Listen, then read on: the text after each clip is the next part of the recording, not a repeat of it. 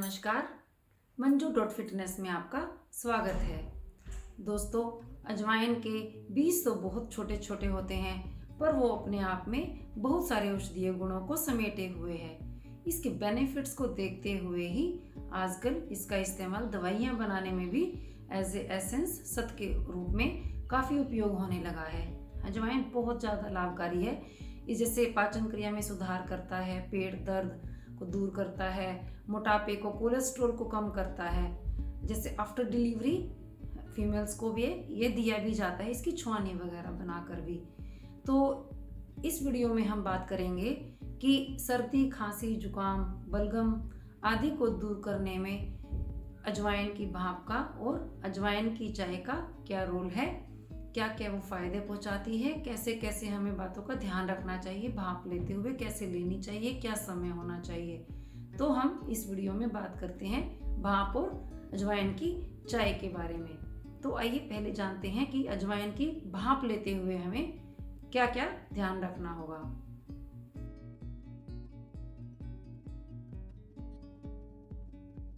दोस्तों, भाप लेने का बेस्ट टाइम है रात को सोते समय। अगर ऐसा संभव नहीं है कि सोते समय ही हम भाप लें या फिर भाप लेके हम सो जाएं, तो एटलीस्ट इस चीज़ का जरूर ध्यान रखना होगा कि भाप लेने के बाद खुली हवा में ना जाएं।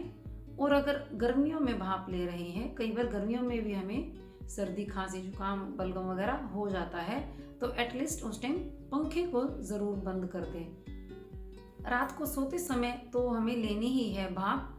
अगर सुबह भी ले लेंगे, दिन में 2 बार अगर भाप ले लेंगे तो ज़्यादा अच्छा रहेगा। तो सुबह भी जब अगर हम भाप लेते हैं तो एटलीस्ट 10 मिनट्स के लिए मुंह ढककर हमें सो जाना चाहिए, हवा के संपर्क में नहीं जाना चाहिए। अंदाज़ा 7-8 मिनट के लिए हम भाप लेंगे एक बार में, मिनिमम 7 to 8 मिनट्स। आप 10 या 15 मिनट तक भी भाप ले सकते हैं, इसके कोई साइड इफ़ेक्ट्स नहीं है। और अजवाइन की क्वांटिटी रहेगी अंदाज़ा 1/3 स्पून से 1/2 स्पून तक। साइड इफ़ेक्ट से मुझे ध्यान आया कि जैसे विक्स वगैरह के लोग भाप लेते हैं या फिर कैप्सूल्स वो हरे हरे डाल के जो भाप लेते हैं, उनका उपयोग हमें नहीं करना चाहिए। उसमें बहुत सारे केमिकल्स मिले होते हैं। तो जब भी आप भाप लेंगे हमें अजवाइन की ही भाप लेनी चाहिए। अगर आप चाहें तो पुदीने के पत्ते या फिर नीम के पत्ते या फिर कपूर भी उसमें डाल सकते हैं, क्योंकि ये भी नाक खोलने का काम करते हैं। और एक चीज़ का और ध्यान रखेंगे भाप लेते हुए कि सिर पर कोई तौलिया या फिर कोई कपड़ा, चादर वगैरह अच्छे से उसको कवर हो जाए, ताकि उसमें हमारा अच्छे से पूरा एब्जॉर्ब होना चाहिए भाप। और जब भी सांस लेंगे, नाक से सांस लेंगे, नाक से भाप लेनी है, डायरेक्ट मुंह खोल के भाप नहीं लेनी है।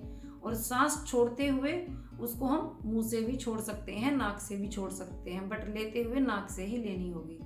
तो जिन लोगों के पास वेपोराइजर नहीं है, वो लोग भाप लेने के लिए इलेक्ट्रिक केटल जो होती है उसमें ये सामान डाल दीजिए, जो भी हमने बताया, नीम की पत्ती, पुदीने की पत्ती, कपूर, अजवाइन, वो सब डाल देंगे। इलेक्ट्रिक केटल में भी ले सकते हैं, या फिर एक और तरीका है गैस पे पतीला रख के।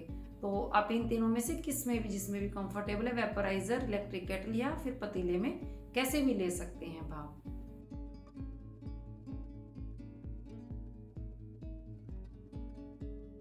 जनरली लोग सिंपल भाप लेते हैं या फिर जो बाजार में दवाइयाँ आती हैं उन्हीं से ही भाप लेते हैं। लेकिन जब अजवाइन डाल के भाप ली जाएगी, या फिर जो मैंने बताया नीम की पत्ती, पुदीने की पत्ती, कपूर वगैरह से जब भाप ली जाएगी, तो वह फेफड़ों में और गले में जो जमा हुआ कफ है उसको ज़्यादा दूर करेगा।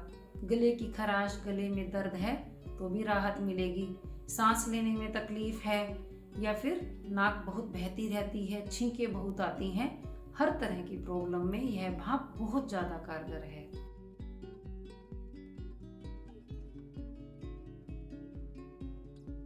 आइए बात करते हैं अजवाइन की चाय के बारे में। दोस्तों, अजवाइन की चाय बहुत ही टेस्टी है, बहुत ही इजी है बनाने में, और यह बहुत ही कारगर भी है, बहुत बेनिफिशियल है ये हमारे फेफड़ों के लिए।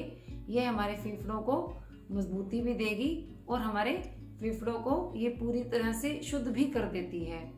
तो अजवाइन इसके लिए हम लेंगे 1/2 स्पून ले लेंगे, थोड़ा सा कम ज़्यादा भी कर सकते हैं। तो 1/2 स्पून को हम वाटर में बॉईल करेंगे और पानी को अंदाज़ा 1/2 रहने तक या फिर 3/4 रहने तक हम इसको बॉईल करेंगे। तो इसको बाद में फिर हम चाय की घूंट की तरह इसको थोड़ा थोड़ा पीते रहेंगे। तो इसका भी वही ध्यान रखना होगा कि सोते समय हमें लेना ज़्यादा अच्छा है, और अदरवाइज़ हम सुबह भी ले सकते हैं। तो उसके बाद ध्यान रखें कि थोड़ा ठंड से या तो गले को किसी चीज़ से ढक ले या फिर ठंडी हवा में नहीं जाना चाहिए। तो इसमें हम कुछ और चीज़ें भी ऐड कर सकते हैं अजवाइन की चाय में, जैसे कि तुलसी, सौंठ, हींग भी इसमें हम डाल सकते हैं, और काला नमक, काली मिर्च इसमें डाल सकते हैं, और शहद भी हम इसकी चाय में डाल सकते हैं। तो दोस्तों, आप अगर पी के देखेंगे अजवाइन की चाय तो पाएंगे कि ये बहुत ही टेस्टी भी होती है। शायद सुनने में आपको नहीं लग रहा होगा, लेकिन इसकी जो फ्रेग्रेंस आती है अजवाइन की चाय की, यू विल रियली एंजॉय।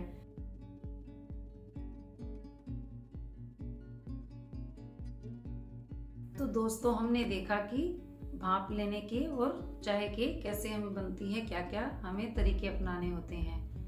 तो दोस्तों, इन दोनों चीज़ों के, भाप के और चाय के, कुछ साइड बेनिफिट्स भी हैं। जैसे दवाइयों के साइड इफ़ेक्ट्स होते हैं, इसके कुछ साइड बेनिफिट्स भी हैं। जैसे कि भाप जो ली जाती है उससे फेफड़े मजबूत होते हैं और उससे ऑक्सीजन की सप्लाई पूरी हो जाती है फेफड़ों में, और इसी से फिर हमारी इम्यूनिटी भी बूस्ट होती है। दूसरा भाप लेने का फ़ायदा ये है कि इसे स्किन ग्लो अच्छा करने लगती है, और ऑयली स्किन वालों के लिए तो भाप लेना बहुत ही ज़्यादा हितकर है। और जो हम चाय पीते हैं उसके भी बहुत सारे साइड बेनिफिट्स मिलते हैं। सर्दी, खांसी, जुकाम को ठीक करने के साथ साथ इससे हमको बहुत सारे एलिमेंट्स, बहुत सारे तत्व हमारे शरीर को मिलते हैं। जैसे कि इसमें एंटीऑक्सीडेंट्स होते हैं, आयरन, कैल्शियम, फॉस्फोरस, इस तरह के काफ़ी सारे तत्व इसमें पाए जाते हैं जो कि हमारे लिए बहुत ही उपयोगी हैं। और इसको चाय के पीने से पेट दर्द, एसिडिटी वगैरह में भी बहुत ज़्यादा बेनिफिशियल है। पीरियड्स में जैसे क्रैम्प्स होते हैं तो उसमें भी ये बहुत ज़्यादा बेनिफिशियल रहती है। हाँ, लेकिन इसको प्रेग्नेंट लेडी को यह काढ़ा, यह चाय हमें नहीं देनी चाहिए। दोस्तों, इस वीडियो में हमने काफ़ी अच्छे से जाना। नेक्स्ट वीडियो में मिलेंगे किसी नए कंटेंट के साथ। आपको इससे संबंधित अगर कोई प्रश्न है तो कमेंट बॉक्स में मुझसे पूछ सकते हैं।